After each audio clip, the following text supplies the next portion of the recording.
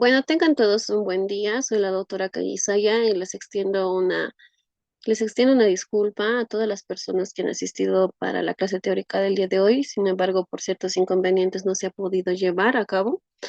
Bien, entonces espero que este video ya lo voy a hacer lo más resumido posible para que pueda ser entendible y le sea útil para su parcial. Bien, vamos a hablar de los músculos de la pared anterolateral del abdomen, el diafragma y también parte de lo que corresponde a la topografía abdominal.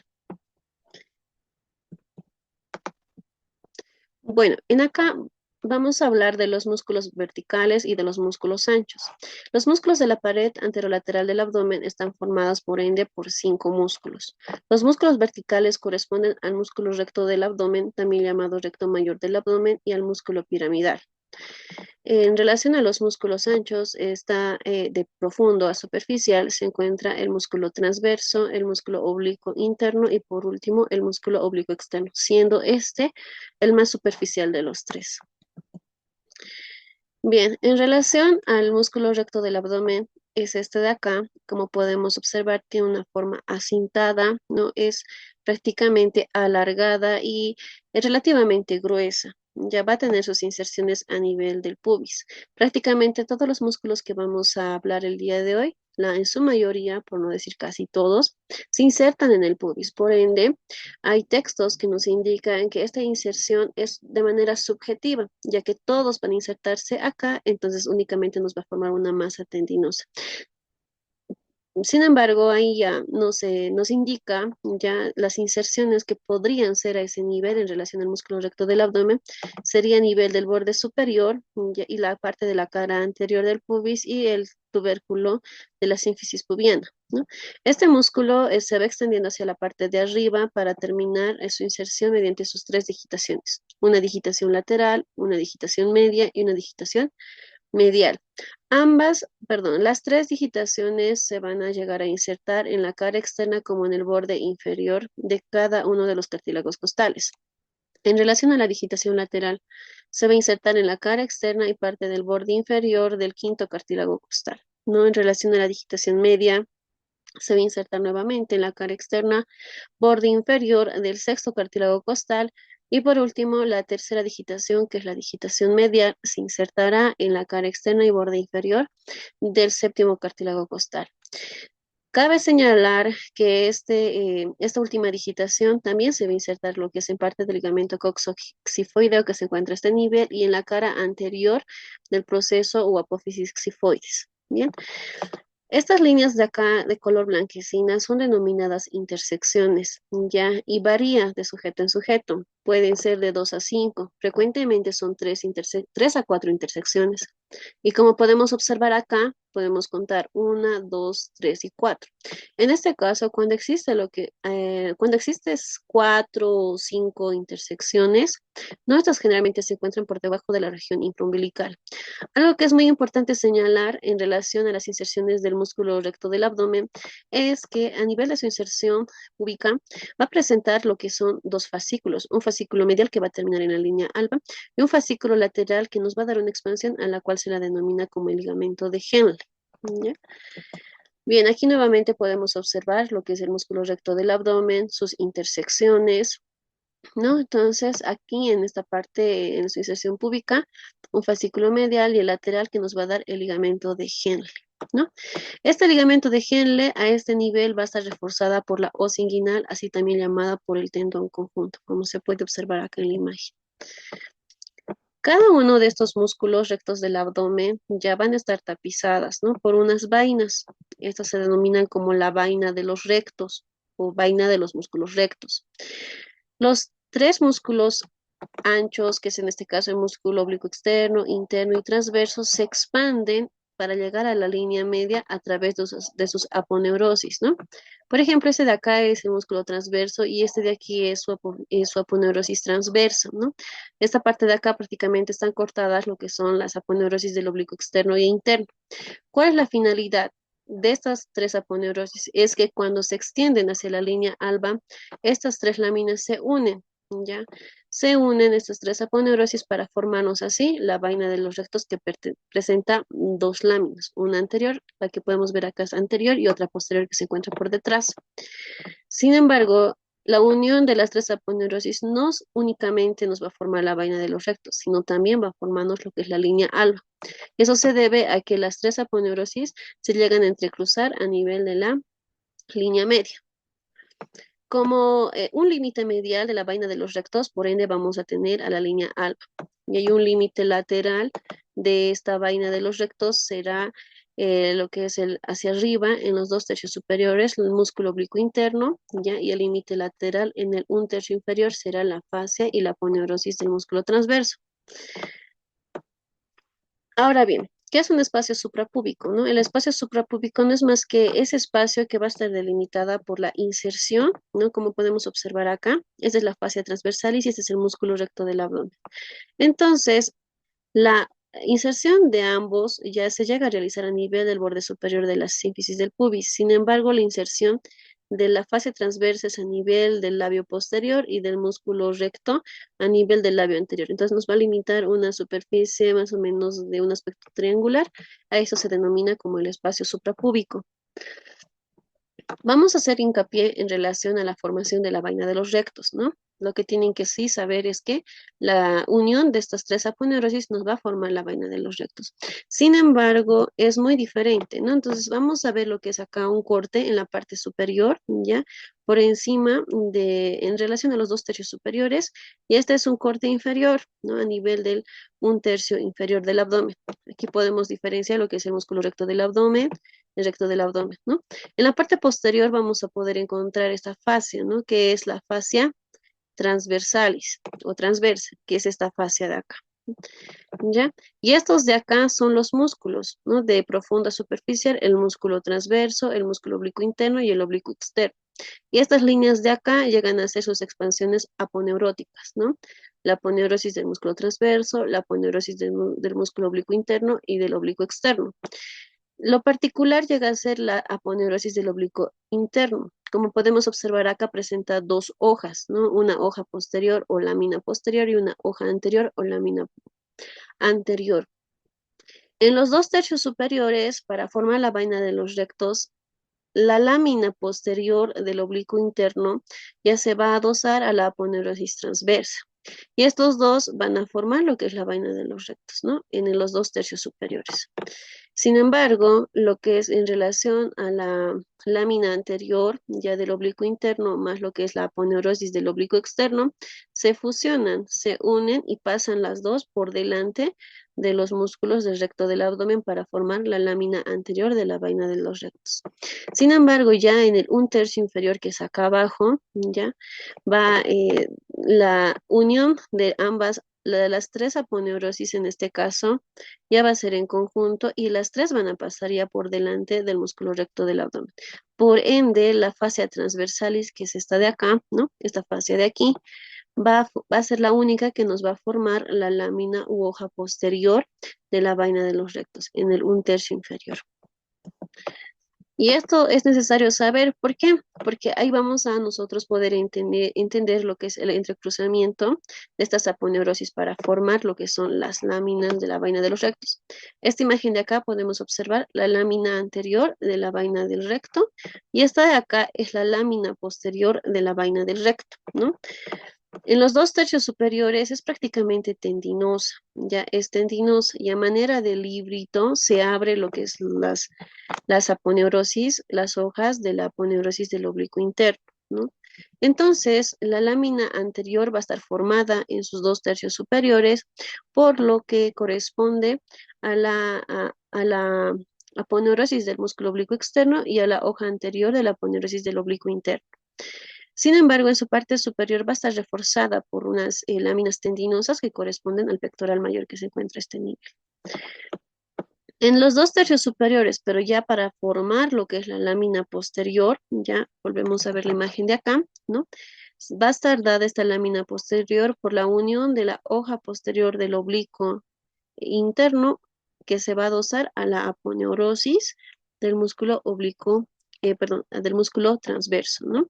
Entonces, son por las dos aponeurosis que llega a estar formada el 2 tercios superior de la lámina posterior de la vaina de los rectos.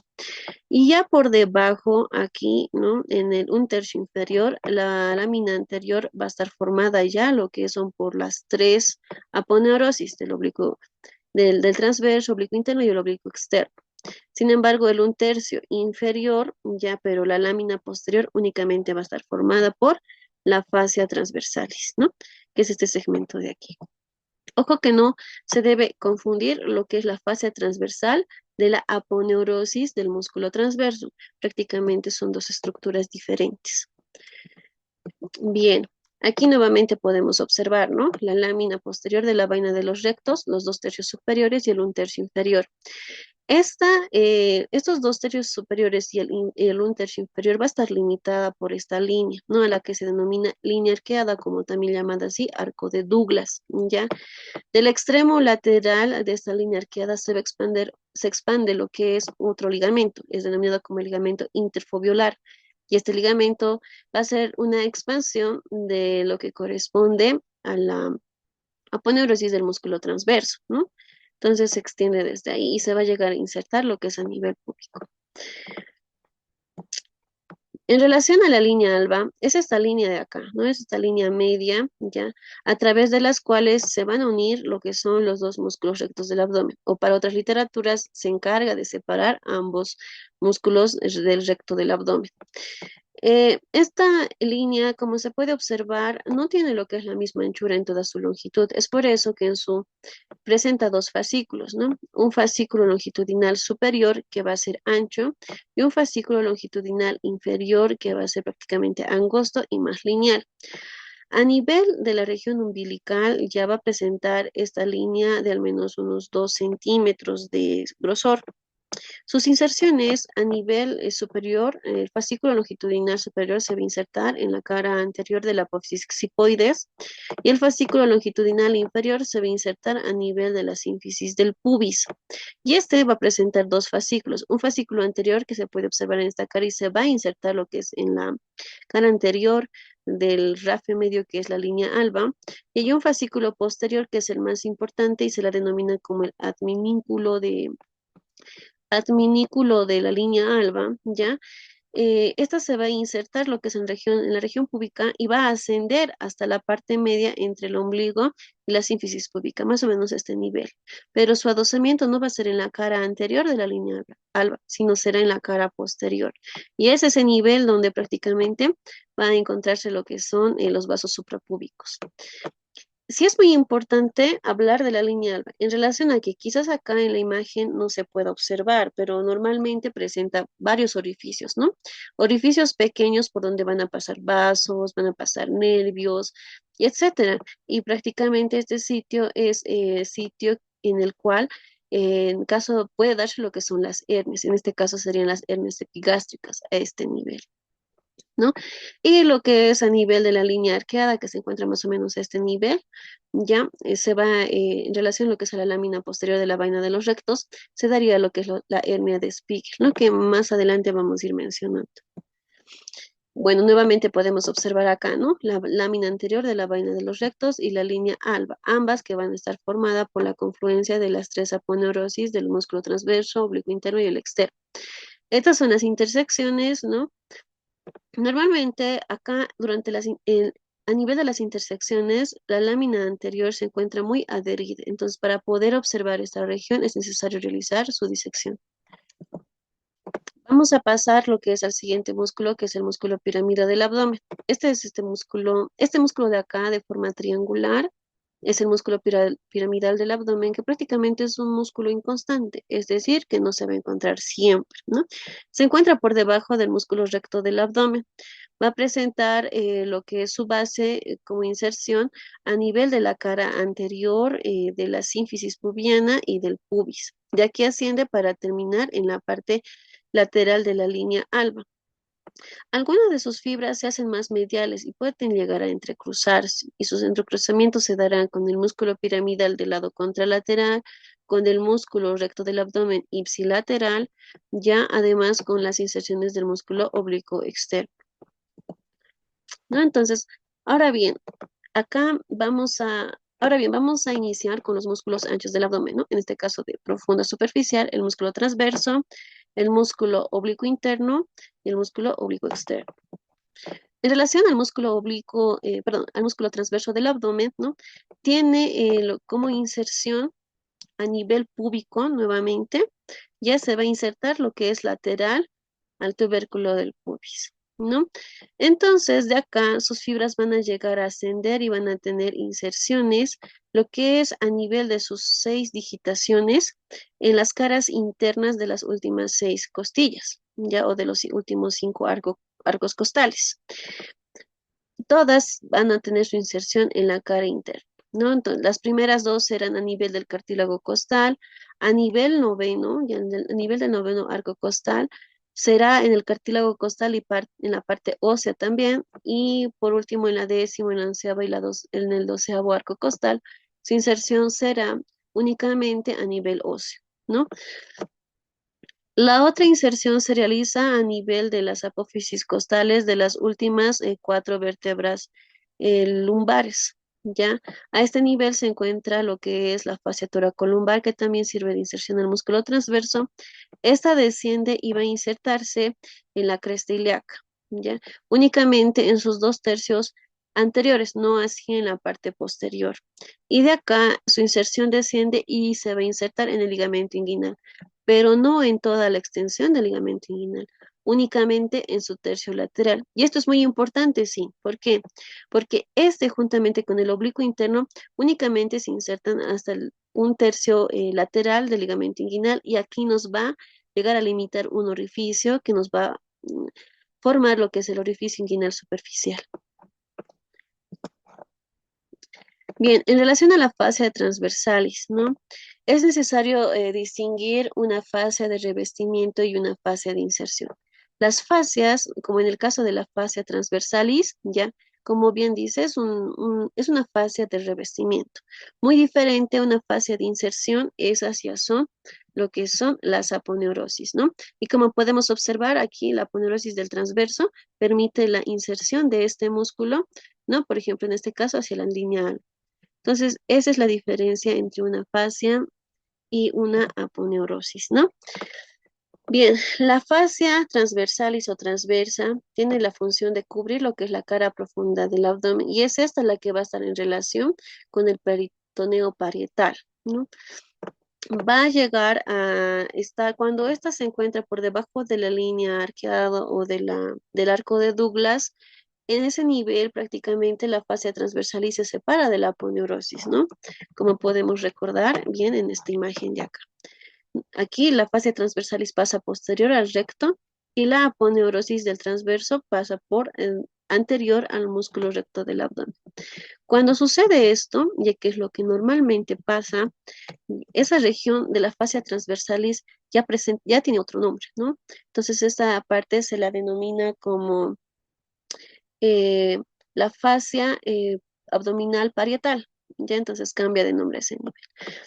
Va a presentar lo que es su continuidad en la parte inferior, y ahí se va a llegar a confundir en algunos casos con la fascia ilíaca, que es la que se va a encargar de tapizar lo que es al músculo ilíaco. Y eso pasa en la mitad lateral del ligamento inguinal, y en la mitad medial se llega a confundir ya, o su expansión nos va a permitir dar lo que es a la fascia espermática interna cuando ésta va a ingresar por el orificio inguinal profundo. Presenta 3 ligamentos de refuerzo o 3 fascículos de refuerzo, perdón, ¿no? Estos fascículos son el tracto iliopúbico o la cintila iliopúbica de Thompson, el ligamento de Henle, que ya habíamos recalcado que esta no es más que una expansión ya del fascículo lateral del músculo recto del abdomen, y el ligamento interfibular, ¿no? Que es una expansión de la aponeurosis del músculo transverso. En relación al músculo oblicuo interno, ¿no? Del abdomen, tiene una forma triangular, como podemos observar aquí, ¿ya? Va a presentar, bueno, su característica es obviamente que va a cubrir lo que es al músculo transverso del abdomen. Presenta como inserciones a nivel de las apófisis espinosas de las 5 vértebras lumbares, ¿no? Acá por detrás, parte de la fascia toracolumbar, y va a descender su inserción para insertarse lo que es en la cresta ilíaca. pero acá ya se va a insertar en todo este segmento, ¿no? Tanto en la parte posterior como en los 3/4 anteriores. La diferencia es que el músculo oblicuo interno se va a llegar a insertar en la línea intermedia, sin embargo, el transverso era en el labio interno, ¿no? Su inserción continúa hacia el ligamento inguinal y vuelvo a recalcar, no se inserta en todo el ligamento inguinal, únicamente se inserta en el 1/3 lateral. Presenta fibras posteriores, que son estas de acá, y se van a insertar en la parte del borde inferior y el vértice de los últimos 4 cartílagos costales, ¿no? Y en relación a sus fascículos o fibras medias, se van a continuar con la aponeurosis del músculo oblicuo interno. En relación a esta aponeurosis que podemos observar acá, ¿ya? Va a dividirse en 2 hojas, como ya habíamos mencionado, ¿no? Estas 2 hojas de aquí. Pero la división únicamente se da en los 2/3 superiores. ¿Y cuál es la finalidad? De que se van a adosar, en este caso, en su parte, la lámina posterior se va a adosar o unir a la aponeurosis del músculo transverso para formar la lámina posterior de la vaina de los rectos y la hoja anterior se adosa lo que es a la aponeurosis del músculo oblicuo externo para formar la lámina anterior de la vaina de los rectos. En el 1/3 inferior, la lámina posterior ya se une a las láminas del músculo oblicuo interno, ¿no? Y pasa juntamente estos dos con la aponeurosis del oblicuo externo anterior al músculo recto del abdomen. Bien. Aquí podemos observar el músculo oblicuo interno, ¿no? Y vemos este orificio de acá, ¿no? Ese es el orificio que nos van a limitar lo que es el músculo oblicuo interno y lo que se encuentra por debajo del músculo transverso. Únicamente se insertan en el 1/3 lateral del ligamento inguinal, ¿no? Es muy diferente a la aponeurosis del músculo oblicuo externo. Ya este se va a encargar, este último, de tapar prácticamente a este orificio de acá. Bien. La unión, bueno, la inserción de estos dos músculos que comparten el transverso y el oblicuo interno a nivel del ligamento inguinal a este nivel, ¿no? Además de que nos van a permitir, en cierta manera, limitar el orificio inguinal superficial, van a presentar lo que son inserciones o fibras inferiores, ¿no? Y estas se van a encargar de formarnos tanto la os inguinal o tendón conjunto como el músculo cremaster. Ya, entonces, este es el ligamento inguinal, a este nivel termina lo que es la aponeurosis del transverso y del oblicuo interno, y ya nos deja lo que es limitado el orificio inguinal superficial, y sus otras fibras, perdón, van a descender a un tanto más abajo, ya, por debajo de la sínfisis púbica, ya, y nos van a dar lo que es la os inguinal y lo que es el músculo cremaster. La os inguinal se va a insertar lo que es en el pubis, parte de la sínfisis pubiana y el pecten del pubis, ¿ya? Y el músculo cremaster prácticamente va a presentar 2 fascículos de inserción, un fascículo lateral que va a ser más o menos a este nivel y un fascículo medial, ¿no? El fascículo lateral se va a continuar con esta fase que está revistiendo acá. Este es el cordón espermático y va a descender aún más hasta llegar a las bolsas escrotales. Y en su fascículo medial va a terminar su inserción únicamente a nivel del tubérculo del pubis. Bueno, ya para concluir con los músculos los músculos anchos de la pared anterolateral del abdomen, vamos a hablar en relación al músculo oblicuo externo. Este es considerado como el músculo más superficial, ¿no? Va a cubrir obviamente el oblicuo interno, igual tiene una forma triangular. Sus inserciones van a ser prácticamente por 7 a 8 digitaciones en las 7 a 8 últimas costillas. La característica de este músculo es que en esta parte de acá tiene la forma de los dientes de una sierra, ¿no? Como se puede observar aquí también. A estos de acá se van a llegar a unir superiormente lo que es al músculo serrato anterior e inferiormente al músculo dorsal ancho. A esta unión, en algunos textos las denomina como engranajes, ¿no? Su inserción desciende para continuar lo que es insertándose a nivel de la cresta ilíaca, ¿no? En este caso ya será a nivel del labio externo. Entonces volvemos a recalcar, el músculo transverso será a nivel del labio interno, en la línea intermedia el oblicuo interno, y en el labio externo será el músculo oblicuo externo del abdomen, ¿ya? En relación a su aponeurosis, que es esta capa de acá, ¿ya? Prácticamente presenta varias inserciones y sí llega a ser muy especial. ¿Ves? Además de que nos va a llegar a formar en la línea media, ya juntamente con las otras aponeurosis que ya se había mencionado, nos forma lo que es la línea alba. Sin embargo, a nivel del pubis, como podemos observar acá, va a terminar en dos pilares, un pilar medial y un pilar lateral, ¿no? Como vemos acá, prácticamente ya nos ha cerrado este nivel, lo que es el orificio inguinal, parte del orificio inguinal superficial, ¿no? Sin embargo, nos deja aún una pequeña abertura, ya que van a estar limitadas lo que son por el pilar medial y el pilar lateral de la aponeurosis del músculo oblicuo externo. El pilar medial ya se va a encontrar inferior al músculo recto del abdomen que se encuentra aquí y va a terminar insertándose lo que es a nivel del tubérculo del pubis. Sin embargo, este va a ser del lado contralateral y parte de la cara anterior del pubis. El pilar lateral va a insertarse en el tubérculo del pubis y parte de la cara anterior del pubis. Su inserción puede extenderse tanto hacia abajo para poder tener también una inserción a nivel de la aponeurosis del músculo gracil. Bien, este músculo además nos va a llegar a formar este ligamento de acá, que es el ligamento reflejo o también llamado como el ligamento de Colles, ¿no? Acá podemos observar lo que es el pilar medial y el pilar lateral, ¿no? Y acá, este de acá es el pilar posterior. Entonces, este de acá presenta tres nombres: el pilar posterior, ligamento reflejo o ligamento de Colles. ¿Ya? ¿Cuál es la finalidad de estos tres pilares? Nos van a limitar el orificio inguinal superficial. Bien, y como vamos a ver, ya la mayoría de estas inserciones tienen como un denominador lo que es a nivel del tubérculo del pubis, el pecten del pubis y parte de la sínfisis pubiana. El ligamento que se extiende desde la espina ilíaca anterosuperior al tubérculo del pubis, ya que es este de acá, se la denomina como el ligamento inguinal, arco inguinal o también se la denomina como el ligamento de Poupart, ¿ya? Va a presentar fibras propias, ¿no? Sus fibras propias van a ser a este nivel, ¿no? Y van a ser denominadas como las fibras propias o el ligamento inguinal externo de Henle, ¿no? A este nivel se encontraba, recordemos, el ligamento de Henle, que no era más que una expansión lateral, una expansión del fascículo lateral del músculo recto del abdomen. Y este nivel va a estar formada por las fibras del músculo oblicuo externo, ¿no? Tenemos también acá lo que es este tracto. Este tracto se denomina como el tracto iliopúbico o la cintilla iliopúbica de Thompson. Tiene la misma dirección que el músculo perdón, que el ligamento inguinal, ¿no? Como podemos observar, este se insertaba lo que es en la espina ilíaca anterosuperior y en el tubérculo del pubis. Y el tracto iliopúbico de Thompson igual se inserta en la espina ilíaca anterosuperior y el tubérculo del pubis.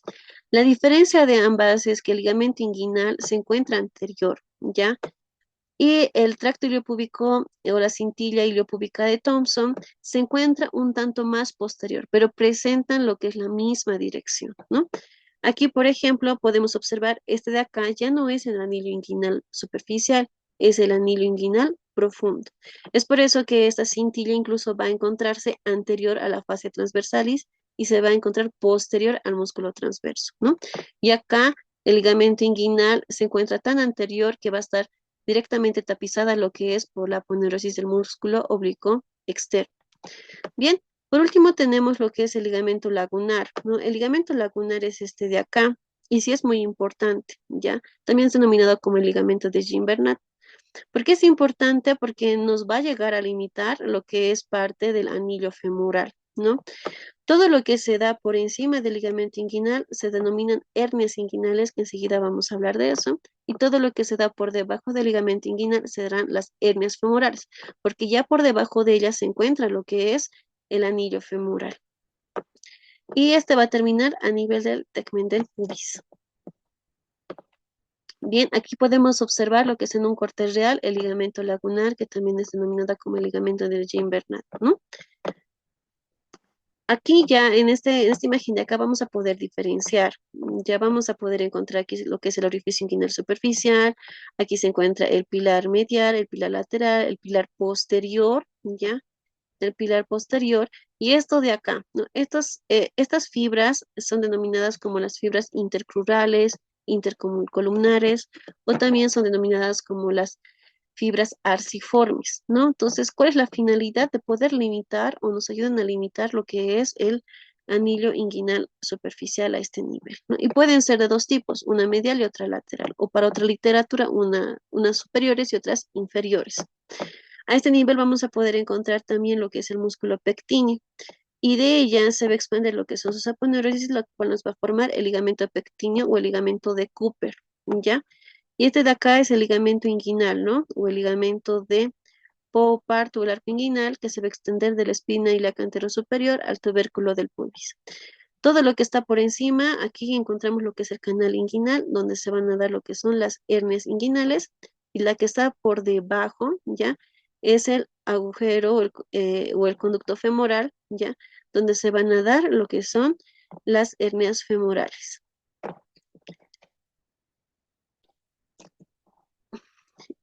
En relación a la acción de estos músculos, ¿no? Eh, en relación a los músculos anchos del abdomen, que es el transverso, el oblicuo interno y el externo, estos tres músculos participan en la micción, defecación, en la expiración forzada, partos y vómitos, ¿no? En pocas palabras, nos van a comprimir lo que son las vísceras cuando exista un aumento de la presión intraabdominal. ¿Ya? ¿Cuál es la función? De evitar que el abdomen debe expandirse más de lo que debería ser, ¿no? Y así, porque cuando sucede lo que es en estos casos, en un parto o en caso de una tos crónica, como es en una enfermedad en una EPOC, que es una enfermedad pulmonar obstructiva crónica, ¿no? Los pacientes presentan lo que son una tos crónica, ¿ya?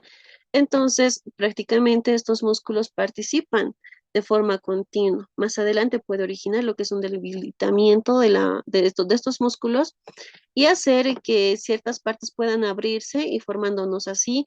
Por ejemplo, a este nivel pueden ser las hernias epigástricas, a nivel de la ingle, las hernias inguinales, a nivel femoral, las hernias femorales, etcétera. Todos los músculos llegan a ser espiradores, tanto el músculo recto del abdomen, el transverso, el oblicuo interno y el externo, ¿ya? Sin embargo, los únicos músculos rotadores llegan a ser los músculos oblicuos. El oblicuo externo va a permitirnos rotar lo que es el tórax hacia el lado opuesto y el oblicuo interno nos permite rotar el tórax hacia el mismo lado de la contracción. Bien, en relación a los músculos del diafragma, ya el músculo del diafragma es esta bóveda de acá que podemos observar que tiene una forma alargada. Y es un tabique, sí, ¿por qué? Porque nos va a dividir lo que es la caja torácica de la cavidad abdominal, ¿ya? Y músculo esquelético, ¿por qué? Porque va a estar formada de músculo y también lo que es por tendones. Va a dividirse lo que es en dos partes, una parte derecha y una izquierda por una línea que se va a trazar desde la escotadura anterior hacia la escotadura posterior, ¿no? A este nivel. Y va a presentar dos porciones, una porción periférica, que es esta de acá, o muscular, y una porción o parte central, que es esta de aquí, tendinosa, o también llamada así, frénica. ¿Ya? Vamos a iniciar en relación de la porción periférica o muscular. Esta va a tener una inserción, lo que es a nivel del esternón, a nivel de las costillas y a nivel de la región lumbar, ¿no? A nivel de la región o de la porción external, esta se va a insertar en la cara posterior de la apófisis xifoides y va a extenderse hasta este nivel, ¿no? Este es el folio anterior, hasta el folio anterior de la porción central o tendinosa del diafragma. La inserción de la porción periférico muscular va a partir, por ende, de la cara posterior de la apófisis xifoides y va a continuarse hacia la cara interna de los 6 últimos arcos costales, ¿no? Alcanzando lo que es así a nivel de lo que llega a corresponder a la región lumbar. En la región lumbar, ¿no? A este nivel va a terminar lo que es mediante dos pilares, ¿ya? Estos de acá que podemos observar son los pilares del diafragma. Un pilar derecho y un pilar izquierdo. Y como podemos observar acá, el pilar derecho se encuentra más descendido, por ende este es el más largo. Se va a insertar a nivel del cuerpo vertebral de las vértebras lumbares L2, L3 y L4. Sin embargo, el pilar izquierdo únicamente se extiende a nivel de la cara anterior de los cuerpos vertebrales L2 y L3. ¿Cuál es la finalidad de estos pilares? Es que nos van a limitar dos orificios, ¿no? Un orificio o hiato aórtico, ¿ya? Y otro orificio que es o el hiato esofágico, ¿no? Esa es la finalidad de estos dos pilares. En relación a la porción central o tendinosa es esta parte de acá. Como estos de acá son músculos, van a tender lo que es a extender hacia la parte media sus tendones. Y sus tendones son los que nos van a formar la parte central o tendinosa del diafragma. Y como se puede observar acá, tiene una forma de trébol, ¿no? Por ende va a presentar tres folios. Un folio anterior, un folio derecho y un folio izquierdo. A nivel del folio anterior es donde se va a encontrar lo que, o se va a apoyar lo que es el corazón, ¿no? Más o menos a este nivel. Entre el folio anterior y el folio derecho se encuentra este orificio. Esta es la vena cava inferior. Bien, de los orificios más importantes que se debe describir lo que es en el diafragma son estos tres orificios. Una que es la de la vena cava inferior, el hiato esofágico y la aorta. Sin embargo, también existen lo que son orificios secundarios, ¿no? Y estos orificios secundarios van a dar paso en el lado derecho lo que es a la vena ácigos, ¿no? También parte de lo que es del nervio esplácnico mayor, el nervio esplácnico menor, y al lado izquierdo lo que es a la vena hemiácigos, ¿ya? Acá podemos observar lo que son dos triángulos, ¿no? Un triángulo externo-costal o hendidura de la Rey, ¿ya? Que se encuentra a este nivel, perdón, este triángulo de acá, ¿no? Esta parte de aquí, ¿no? Y el otro triángulo que es el triángulo lumbocostal de Greenfeld, que es este de acá, esta expansión tendinosa de aquí, ¿no? Que va a limitar a este nivel más o menos. Ese es el triángulo lumbocostal de Greenfeld. Por el triángulo que se encuentra en la parte anterior, van a dar paso lo que son a la arteria epigástrica superior, al nervio intercostal, al nervio intercostal sexto hasta el undécimo, más además de la arteria musculofrénica. Hay algo que me olvidé mencionar, ¿no? Aquí vamos a encontrar lo que es a nivel de la vena cava inferior, vamos a encontrar dos expansiones semilunares, una inferior y una superior en este sentido. Ya para finalizar, debemos tomar muy en cuenta lo que son la parte clínica. Y en este caso se debe hablar de las hernias de la pared abdominal, ¿no? Una hernia ya no es más que una protrusión o un abultamiento, ya que se va a dar a causa de un debilitamiento o alteración, ya sea de la fascia que lo cubre o del músculo, ¿ya? Este debilitamiento puede darse por varias causas o razones. Puede ser después de una intervención quirúrgica, ¿ya? O puede ser, en ese caso sería adquirida, ¿ya? O puede bien estar presente desde el nacimiento. Entonces, estas hernias se van a dividir en dos tipos, las reductibles y las no reductibles, ¿ya? Las reductibles son que puede ser que exista esta protrusión y nosotros empujamos, ¿no? Hacia adentro y se va a quedar por dentro de la pared abdominal. O puede ser que este abultamiento o esta protrusión, pese a que nosotros lo introducimos en la cavidad abdominal, vuelve a salir. Ya, y las del tipo no reductible van a ser de dos tipos, ¿no? Y estas ya son complicaciones, la encarcerada y la estrangulada. La hernia encarcerada ya se caracteriza porque existe, es como aquí en la imagen, ¿no? Sale, pero esto de acá solamente va a estar ligeramente comprimido, nada más, ¿ya? Y por ejemplo, en este caso, lo que está saliendo por este orificio es una parte del intestino y por ende el paciente va a presentar una obstrucción intestinal, un dolor significativo, náuseas y vómitos, ¿ya? Pero puede ser que esta hernia se estrangule, es decir, gire sobre su eje, ¿no? Y ahí va a haber lo que es un compromiso vascular. Y esta parte de tejido puede llegar a morir, ¿no? Es por eso que nos habla de un infarto o incluso puede llegarse a perforar. Normalmente los pacientes no acuden tanto lo que es cuando presentan o ven una pequeña masa que está protruyendo. Asisten a consulta médica únicamente cuando esta masa, pese a que lo introducen, vuelve a salir o les genera molestias, ya es cuando acuden lo que es en busca de ayuda. Bien, las hernias, según su localización, pueden ser de tipo epigástrica y como les había indicado, a nivel de la línea alba existía lo que son varios orificios, ¿no? Estos orificios pueden dar paso a vasos, a nervios, ¿no? Entonces, Lo que pasa es que estas hernias epigástricas no simplemente puede ser uno, no pueden ser varios y son muy pequeñitos. Como aquí nos dice, ¿no? Es un debilitamiento congénito de las fascias. ¿Por qué? Porque quien formaba la línea alba era la, la intersección de las aponeurosis del músculo transverso, del oblicuo interno y externo. Y estas, como son aponeurosis, son consideradas como fascias de inserción, ¿no? Es por eso que nos indica que es un debilitamiento congénito de la fascia, ¿ya? ¿Cuál es la causa? El aumento de la presión intraabdominal. Por ejemplo, la constipación, ¿no? El estreñimiento para poder evacuar lo que son las heces, hay la necesidad de pujar y esto por ende nos va a aumentar lo que es la presión intraabdominal. Aquí, como nos dice, rara vez contiene intestino, porque una hernia no solamente puede obstruir lo que es el intestino, puede ser lo que es también el epiplón, y si es a nivel inguinal, el cordón espermático, ¿no? Entonces varía según sea la localización, ¿ya? En este caso, como se encuentra este nivel, lo que generalmente llega a protruir llega a ser el epiplón y parte del ligamento falciforme. ¿Y cómo se repara? Solamente se realiza lo que es una sutura interrumpida. Únicamente es en la manera que se puede llegar a reparar en estos casos. Bien, las hernias umbilicales, ¿no? Estas de acá, como podemos observar aquí en la imagen.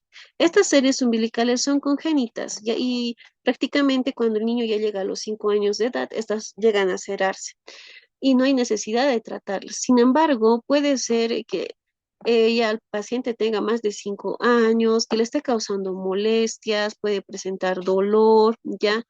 Entonces, en esos casos sí hay la necesidad de hacer lo que es una reparación, ¿ya? Una reparación quirúrgica. Y como nos indica acá, ¿no? Este tipo de hernias umbilicales puede ser congénita o adquirida. Frecuentemente en estos casos llega a ser congénita, ¿no? La hernia de Spiegel, ¿no? Es lo que les había mencionado ya en la parte inicial del tema, ¿ya? Debemos recordar lo que es la línea arqueado, también llamada del arco de Douglas, ¿no? Que es aquella que nos separaba lo que era en relación a la lámina posterior de la vaina de los rectos, el 2/3 superior tendinoso del 1/3 inferior, que era de tipo celular. Entonces, este arco, a nivel de este arco, puede existir lo que es un debilitamiento, ¿no? Como podemos observar aquí en la imagen, puede existir lo que es un debilitamiento no tan pronunciado que se va pronunciando de a poco, ¿no? Y puede permitir el paso, en este caso, de alguna estructura, por ejemplo, puede ser el intestino, ¿no? El intestino delgado. Y como es un orificio pequeñito, ya prácticamente sin carcera, es decir, que se puede complicar. Pero esa hernia es muy poco común, no, no siempre se la puede observar. También existen otro tipo de hernias que son las hernias incisionales, también se denomina así como hernias por hernias o eventraciones o hernias postquirúrgicas, ¿ya? Estas líneas que podemos observar acá son las líneas que normalmente se optan para una intervención quirúrgica. Por ejemplo, esa de acá es la de Van Stiel, en caso de una cesárea. Esta de acá es una incisión en McBurney, ya para lo que son las apendicectomías, ya, o estas de acá que son las incisiones subcostales, que es en barra de sable en caso en relación a la vesícula biliar. Entonces, cuando se realiza lo que es una intervención quirúrgica, ¿no? No inmediatamente estas heridas se abren, ya, pero producir lo que es el abrir lo que es la piel, el tejido celular subcutáneo, lo que es parte de la saponeurosis, los músculos, más adelante condiciona lo que sea un debilitamiento de esa región de la pared abdominal. Pero ya las hernias no es que en un año o 2 años puedan llegar a aparecer. Al menos estas van a aparecer en 10 años después de la intervención quirúrgica, ¿ya? Pero, sin embargo, como aquí nos dice que la cirugía electiva debe recomendarse solamente en los pacientes sintomáticos. Mientras estas hernias no generen ninguna molestia, ya la intervención quirúrgica no es de emergencia, ya se puede llegar a programar. De todas las hernias que acabo de mencionar, la más frecuente es esta, que es la hernia inguinal, ¿no? Que se da lo que es a nivel de la ingle, ¿ya? En Estados Unidos, al menos de todas las hernias, la hernia inguinal llega a ser la intervención quirúrgica más frecuente. Y de todas representa el 75%, ¿ya? Es más frecuente en el varón en relación a la mujer, porque en la mujer es más frecuente la hernia femoral y es la que más frecuentemente se complica si es que se da. pero ya en los varones ya es más frecuente la hernia inguinal, ¿ya? Y esta de acá, como ser la más frecuente, también puede presentar lo que son complicaciones. Este de acá es el canal inguinal y todo lo que hemos ido viendo hasta el momento nos es útil para poder entender, ¿no? Este canal inguinal. ¿Por qué? Por aquí va a pasar en el varón el cordón espermático, ¿ya? Y en la mujer el ligamento redondo. ¿Ya? Entonces, el canal inguinal va a presentar ciertos límites y sus límites son 5. ¿Ya? Este canal, como nos indica acá, va a tener una forma cónica y va a medir al menos de unos 4 a 6 centímetros de largo. Su pared anterior va a estar lo que es dada por el oblicuo externo, ¿no? Como recordarán, ya les había mencionado que el oblicuo externo ya se va a insertar lo que es en toda la longitud de lo que corresponde al ligamento inguinal, ¿no? Entonces prácticamente nos tapiza toda esta parte de aquí y es por eso que nos forma la pared anterior. La pared lateral estará dado lo que es por el músculo oblicuo interno, ¿ya? La superior también está dada por el músculo oblicuo interno. La pared posterior ya va a estar dada lo que es por la fascia transversalis y el músculo transverso. Y la pared inferior va a estar dada lo que es por el ligamento inguinal o también llamada como el ligamento de Bompard, ¿no? Que es este de aquí. Todo lo que se encuentra por encima del ligamento inguinal nos va a dar lo que es la hernia inguinal y lo que está por debajo nos dará lo que es la hernia femoral. Este de acá es el triángulo de Hasselbalch, ¿ya? O de Hesselbalch para algunos, como lo conocen. Este de acá es el músculo recto del abdomen. Este es de aquí, es el ligamento inguinal, ¿ya? Esta parte de acá es el triángulo de Hesselbalch. Sus límites serán inferiormente el ligamento inguinal, la parte media, el borde lateral del músculo recto del abdomen y en relación a la parte superior y lateral serán los vasos epigástricos inferiores. A este nivel se van a dar con frecuencia las hernias inguinales directas, ¿ya?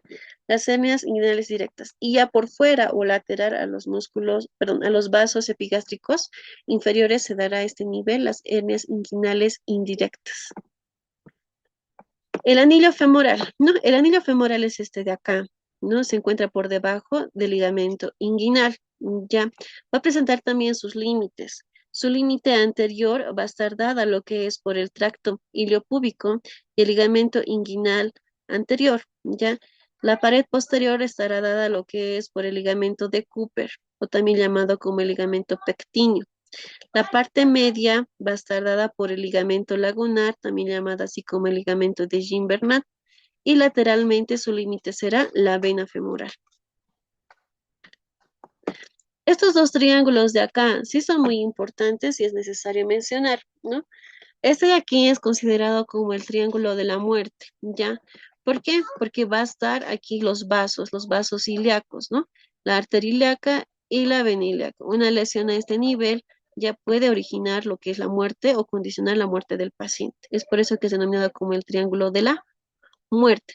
Aquí podemos observar lo que es el anillo profundo y sus límites, ¿no? Los conductos deferentes por este lado, los vasos laterales, los vasos gonadales en su borde lateral y parte de lo que es la rama del nervio genitofemoral. Y este triángulo de acá es un tanto más lateral, ¿no? Y está dada lo que es denominada como el triángulo del dolor. ¿Por qué? Porque aquí se encuentran los nervios. En este espacio triangular se encuentra el nervio cutáneo femoral lateral, el cutáneo femoral anterior, la rama femoral del nervio genitofemoral. ¿Ya? Bien, ¿cómo nosotros debemos evaluar a un paciente con hernia? ¿No? Entonces, en estos pacientes se les pide ya que se pongan de pie, como se observa aquí en la imagen.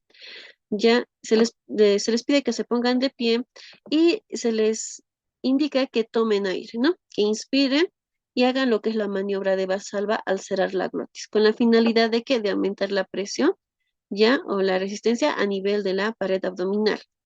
Y nosotros vamos a realizar, cuando ya el paciente realice la maniobra de Valsalva, lo que es la prueba de oclusión inguinal, que es lo que vemos acá, ¿no? Esta mano, ¿ya? Aquí vemos una mano que cuyo dedo, en este caso preferentemente el índice, se apoya a lo que es a nivel de la raíz del escroto en el varón y a nivel de la raíz del labio mayor en la mujer, ¿no? A esta prueba de oclusión inguinal se denomina como la maniobra de landívar y son de dos tipos, ¿ya? Un landívar 2 y un landívar uno. A este nivel está el orificio inguinal superficial y a este nivel el orificio inguinal profundo. ¿Ya? En relación al orificio inguinal superficial, ya, aquí se aplica lo que es la maniobra del landívar 2. Se introduce lo que es el dedo en este orificio, en el orificio inguinal superficial, y como el paciente está haciendo presión a este nivel con la maniobra de Valsalva, permite que, en este caso puede ser el cordón espermático o puede ser lo que son parte del intestino, ya al realizar lo que es esta maniobra de Valsalva va a permitir que esta estructura anatómica se desplace por ese orificio y se va a poder palpar con el dedo del explorador, ¿no? Si choca la punta del dedo, significa que es una hernia indirecta y si toca lo que es la parte del pulpejo, sería una hernia directa. Y si choca la punta del dedo como el pulpejo, se denomina como una hernia mixta o en pantalón. Para evaluar lo que es el orificio inguinal profundo, se realiza lo que es la maniobra del Landívar 1, ¿ya? Y en ahí obviamente se introduce el dedo un poquito más adentro. Y obviamente, de nuevo, ¿no? Al paciente se le pide que inspire, haga la maniobra de Valsalva y se debe, si es que se siente, ¿ya? Saber si esta masa llega a tocar la punta del dedo o llega a tocar lo que es el pulpejo del mismo. Por ende, las hernias, obviamente, su diagnóstico es principalmente clínico, ¿ya? Con que ustedes vean que existe lo que es una masa que esté saliendo ahí, ya tienen gran parte del diagnóstico. Sin embargo, puede ser que en casos haya la necesidad de optar por un estudio de imagen. En esos casos, en primera instancia, estaría lo que es la resonancia magnética por la sensibilidad y especificidad que maneja y lo que es la ecografía, ¿no? Y por último, ya hay la tomografía. Pero, sin embargo, vuelvo a recalcar, el diagnóstico de una hernia es principalmente clínico. El orificio miopectíneo de Foucault, ¿no? De nuevo, ¿no? Aquí tenemos el ligamento inguinal, ¿ya? Y este de acá, este orificio de acá que vemos, este es el orificio miopectíneo de Foucault. Es considerada de toda la pared abdominal como la área más débil, ¿no? El área más débil. Y va a estar limitada superiormente por el músculo oblicuo interno y el transverso, ¿ya? Va a estar limitada lateralmente, lo que es por el músculo iliopsoas, que va a descender a este nivel, medialmente por lo que es la vaina de los rectos, además del músculo, y en la parte inferior por la cresta pectínea del pubis. Y en la parte media va a encontrarse dividida lo que es por el ligamento inguinal. Esta imagen es un breve resumen, ¿no? Aquí vemos lo que es el pubis, aquí vemos la espinilla cantero superior y el músculo recto del abdomen. Entonces, por ende, este de acá es el ligamento inguinal. Por encima de ella se da lo que son las hernias inguinales y ya. Acá, que es el triángulo de Hesselbach, se da lo que son las hernias directas y lateral a los vasos epigástricos inferiores se darán lo que son las hernias indirectas, hernias inguinales indirectas. Por debajo del ligamento inguinal o ligamento de Poupart ya se encuentra este espacio, ¿no? Que es el espacio de Foucault, que habíamos dicho que es la parte más débil de la pared abdominal, ¿verdad? Y estos dos acá, espacios de aquí, este de acá es el triángulo de la muerte, donde está ocupado aquí por los vasos, ya ilíacos, la arteria ilíaca y la vena ilíaca, y esta de acá como el triángulo del dolor, ¿no? En donde va a encontrarse los nervios genitofemoral, cutaneo femoral, etcétera. ¿Cuál es el tratamiento de las hernias? Prácticamente se realiza lo que es, la finalidad es aumentar lo que es la resistencia de ese segmento que presenta una debilidad, entonces se realiza lo que es una reparación de esa área y se usa en estos casos lo que es una malla de propileno, ¿ya? Estas de aquí ya son muy útiles, ya incluso hay varias técnicas con tensión y sin tensión para poderlas aplicar. Estas se aplican lo que son a nivel de la fascia, ¿no? A nivel de la fascia y no hacia el nivel de la saponeurosis. Ya para concluir, en relación a la topografía abdominal, ya tenemos dos tipos, ¿no? Una que ha sido propuesta por la escuela anglosajona y otra por la escuela francesa. La escuela anglosajona únicamente divide lo que es al abdomen en cuatro cuadrantes, ¿no? Una línea que parte en la parte media y hay otra línea que va a darse lo que es en la intersección a nivel de la región umbilical. Y la va a dividir en un cuadrante superior derecho, izquierdo, un cuadrante inferior derecho y izquierdo. La que nosotros aplicamos día a día es esta de aquí, ¿no? Es la división topográfica abdominal de los 9 cuadrantes, ¿ya? Uno, 2, 3, 4, 5, 6, 7, 8, 9. Y estos 9 cuadrantes se da lo que son sus límites por estas líneas, dos líneas horizontales que vemos acá y dos líneas verticales, ¿no? Las líneas verticales ya se van a trazar a nivel de la parte media clavicular y esta línea debe descender hacia abajo. Las líneas horizontales, la primera se encuentra por debajo de la región subcostal y la otra a nivel del tubérculo de las espinas ilíacas anterosuperiores. Y cada uno de estos cuadrantes tiene sus propios nombres, ¿no? Este de acá se denominará epigastrio, mesogastrio y este de acá hipogastrio. Ya, el número uno y el 3 son denominados como los hipocondrios y según el lado será derecho y este será el izquierdo. Estos de acá son los flancos. En este caso, este será derecho y este de acá será el flanco izquierdo. Y por último, aquí vamos a poder observar las fosas ilíacas, fosa ilíaca derecha y la fosa ilíaca izquierda. ¿Para qué nos es útil la topografía abdominal? Ya, esta nos es muy útil porque nos va a poder permitir lo que es una exploración adecuada. Mm, Como podemos observar, en cada uno de estos cuadrantes hay ciertas vísceras, ¿no? Que se encuentran en un cuadrante determinado. Por ejemplo, a nivel del epigastrio se encuentra el estómago. Puede ser que nuestro paciente presente un dolor ya tipo como un quemazón, ¿no? A nivel de epigastrio. Y eso nos puede indicar que se trate probablemente de una úlcera gástrica, ¿no? A este nivel. O puede ser que nuestro paciente presente un dolor en fosa ilíaca derecha, ¿no? Más o menos a este nivel, ¿ya? Entonces nosotros podemos sospechar lo que es una apendicitis. ¿Por qué? Porque el apéndice se encuentra frecuentemente aquí. Obviamente el apéndice presenta varias localizaciones, pero con frecuencia se encuentra en la fosa ilíaca derecha. Puede ser también que nuestro paciente presente una molestia a nivel de la región subcostal, ¿no? Entre lo que corresponde al hipocondrio derecho y parte de lo que es el epigastrio. Nosotros hacemos lo que es una presión a este nivel durante la inspiración del paciente y genere dolor. Entonces puede tratarse de una obstrucción a nivel de la vesícula biliar.